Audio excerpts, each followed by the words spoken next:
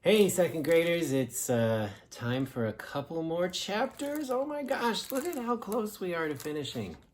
Time for a couple more chapters of Flora and Ulysses. And I know you were worried from my read aloud earlier today, from the picture book read aloud, you were worried about my glasses. Well, I found them. And you know where they were? They were stuck between two cushions in the couch. What? Crazy. Anyway, chapter 66.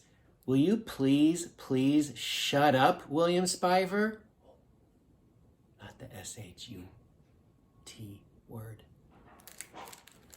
So, said Dr. Meacham, we have been speaking with Ulysses.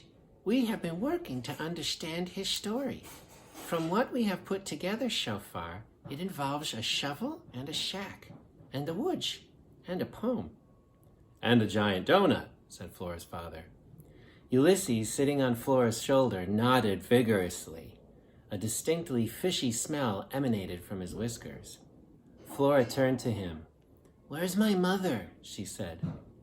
Ulysses shook his head. "Pop," said Flora, "where's Mom?" "I'm not certain," said her father. He adjusted his hat. He tried to put his hands in his pockets, and then he realized he was wearing pajamas and had no pockets. He laughed. "Holy bagumba," he said softly. "We need a typewriter," said Flora. Ulysses nodded. "We need a typewriter so we can get to the truth," said Flora.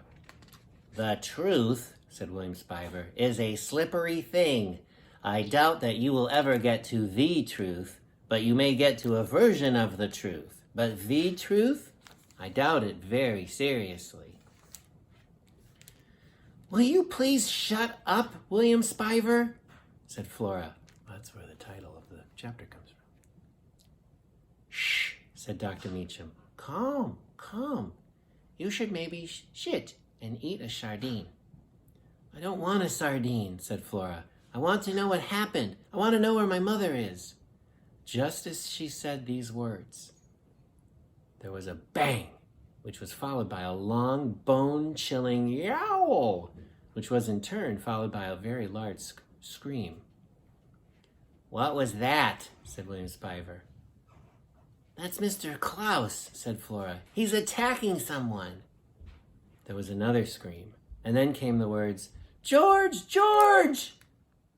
"Uh-oh," said Flora's father. "It's Phyllis." "Mom," said Flora. Ulysses tensed. He dug his claws into Flora's shoulder. Flora looked at him. He nodded. And then Flora's father was running out the door, and Flora was behind him, and William Spiver was behind her. Another of her mother's screams echoed down the hallway. "George! George!" she shouted. "Please tell me that my baby is here." Flora turned and said to Tootie, "Bring the lamp. She's worried about Mary Ann." And there was another scream. And here we have some more graphic novel pages. It was time, again, for the squirrel to vanquish a villain. It was time for Ulysses to rescue his arch nemesis.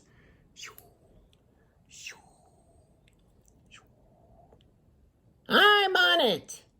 I'm bringing the lamp."